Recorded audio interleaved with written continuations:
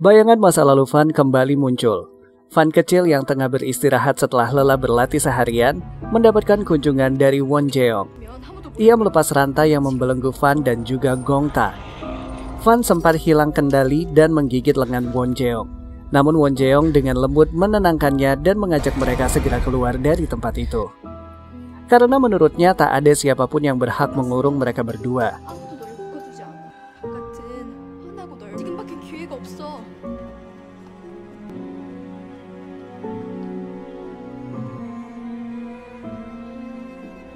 Ketiganya pun berlari ke sana kemari, bersorak riang di antara hamparan rumput yang hijau. Akan tetapi, kondisi lengan Won Jeong semakin parah dan membuatnya tak sadarkan diri. Tak ada pilihan lain. Fan karena rasa bersalahnya membawanya kembali ke biara. Hilangnya Fan dan juga Gong Ta membuat seisi biara menjadi gempar. Dan meskipun telah kembali dengan sendirinya, mereka berdua tetap tak luput dari hukuman. Cambukan demi cambukan harus mereka rasakan. Punggung sekecil itu harus menerima cambukan yang sangat mengerikan. Setelah dirasa cukup, mereka dikembalikan ke dalam ruangan dan kembali diikat. Beberapa saat kemudian, Won Jeong telah pulih dan mengunjungi Fan dan juga Gong Ta. Dia merasa sangat bersalah melihat kondisi mereka berdua yang menjadi lebih mengenaskan dari sebelumnya.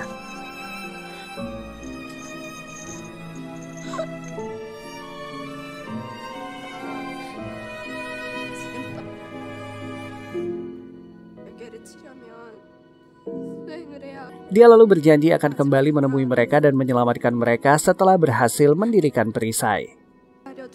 Sementara itu, di kehidupan saat ini, Pendeta John telah tiba di Jeju. Ia mendatangi kediaman kepala pelayan Han. Paman Han masih terkesima melihat betapa mudanya seseorang yang dikirim oleh utusan keuskupan sebagai pengusir setan. Wajah yang begitu muda dengan kepolosannya tak menggambarkan bahwa telah banyak sekali prestasi yang telah dicapainya. Proses pengusiran setan yang seharusnya dilakukan olehnya sangatlah luar biasa.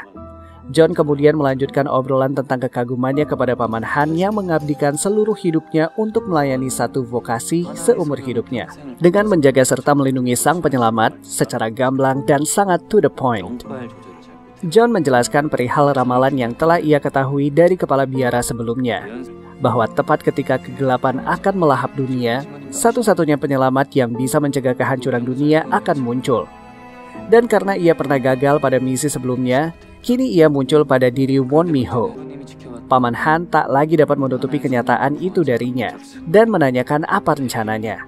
Meski tak mudah untuk melindungi serta membangkitkan kembali sang penyelamat pada diri Won Mi-ho, tetapi John sangat meyakini dan percaya diri akan kemampuannya. Tak berapa lama, Paman Han mendapatkan panggilan telepon dari Mi-ho yang meminta bantuannya untuk segera menjemputnya di luar sana.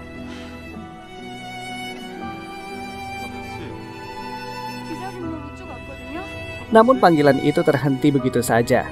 Di sisi lain, Mi-ho berhasil diselamatkan oleh Fan.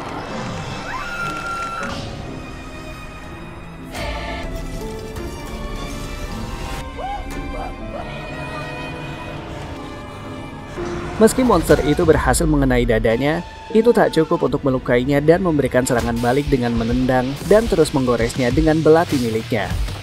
Belati yang telah diberi doa dan sangat keramat. Setelah beberapa serangan itu, monster itu pun hancur berkeping-keping.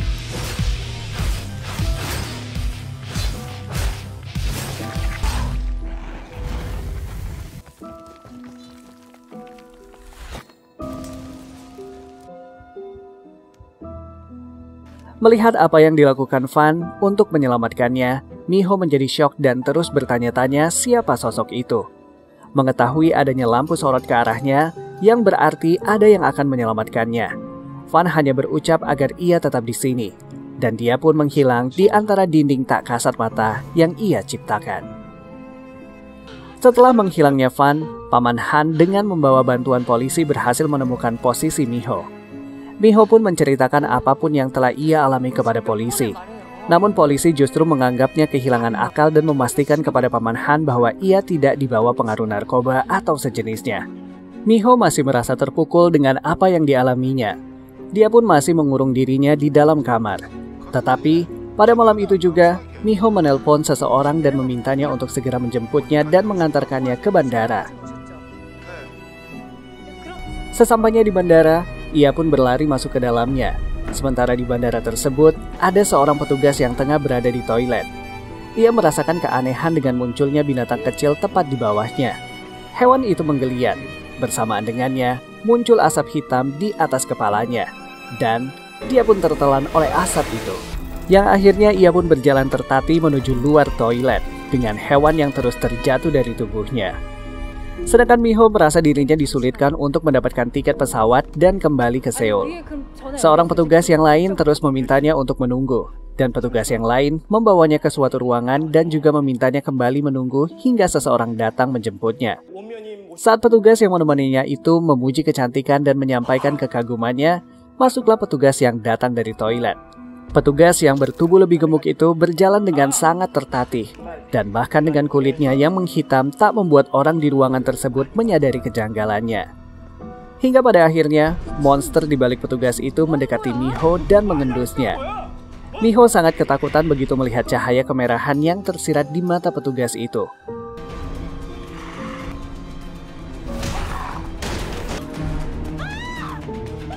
Miho pun berlari dan terus berlari ketakutan. Miho memasuki satu mobil asing dan terus melakukan perlawanan.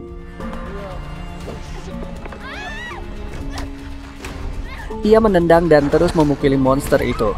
Dan setelah berhasil membuatnya menjauh, Miho menyalakan mobil tersebut dan mengendarainya dengan kencang. Monster itu terus mengejarnya dan melompat ke atas mobil. Miho semakin ketakutan saat menyadarinya dari balik kaca spion. Dia menjerit histeris dan berteriak sekencang-kencangnya.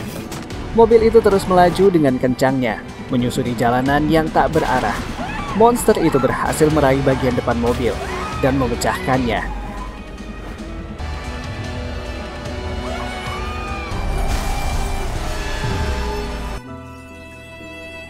Teriakan Miho semakin menjadi, dan saat itu ia melihat patung Doll Harbang tepat di depannya, yang membuatnya mengerem dan mobilnya pun terbalik. Tetapi monster itu tak mati begitu saja. Ia justru semakin menjadi. Duri tajam tumbuh dari tubuh petugas bandara itu.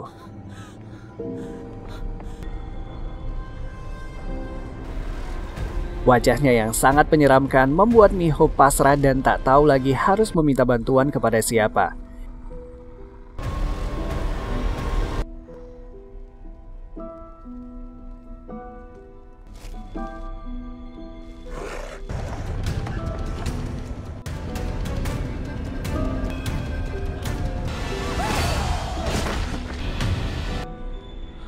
Hingga akhirnya, pemuda berjas kembali menolongnya. Pertarungan antara keduanya pun terjadi. Dengan belati khasnya, Fan melompat menerjang, menendang, dan menusuk monster itu berkali-kali. Dirinya yang memang bukanlah manusia biasa, tetap membuatnya tersadar meski mendapatkan luka yang parah dari serangan monster itu. Namun tak sedikit pun Fan merasa kesakitan. Ia tetap menghajar monster itu dengan ugal-ugalan.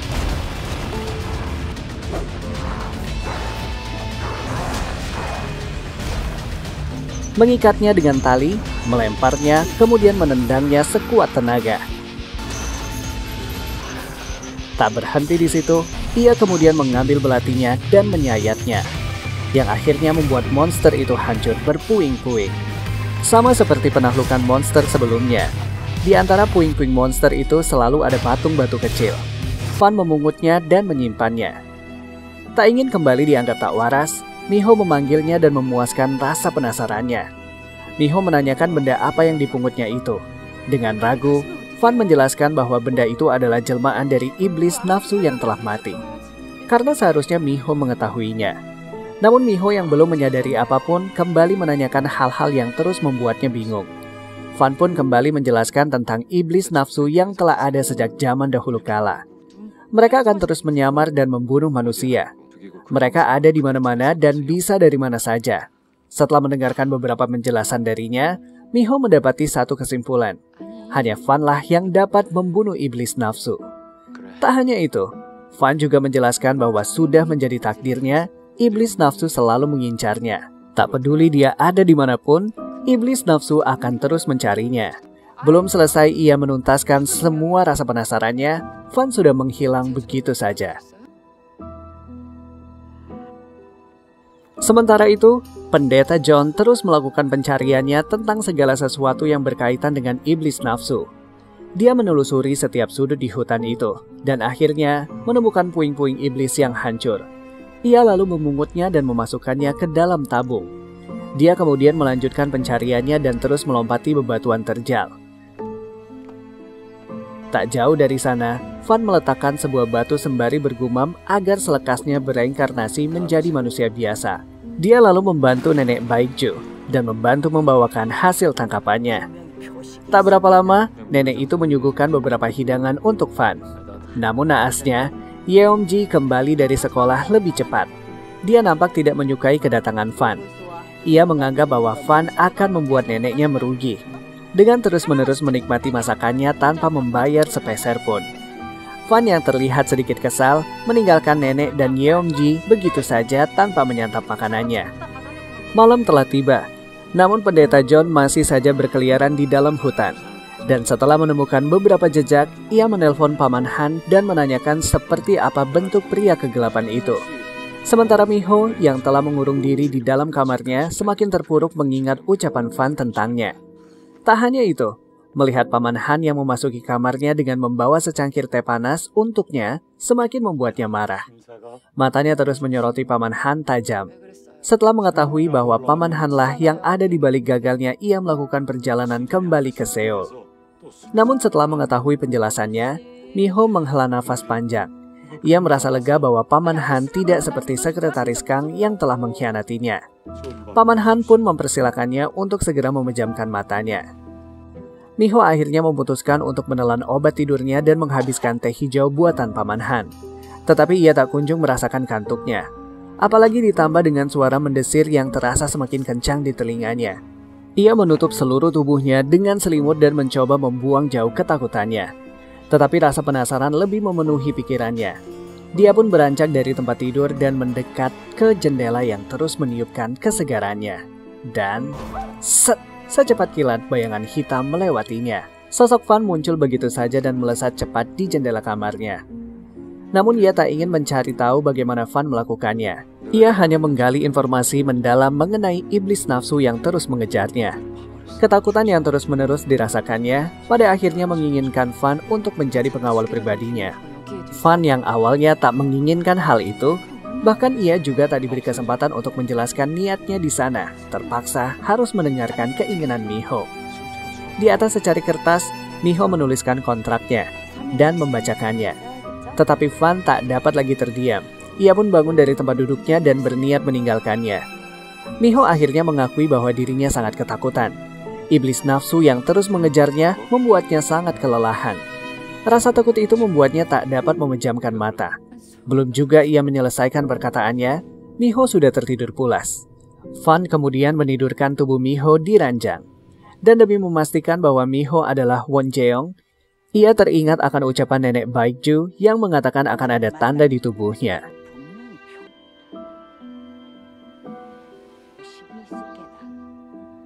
Keesokan harinya, Miho terbangun dengan lebih ceria.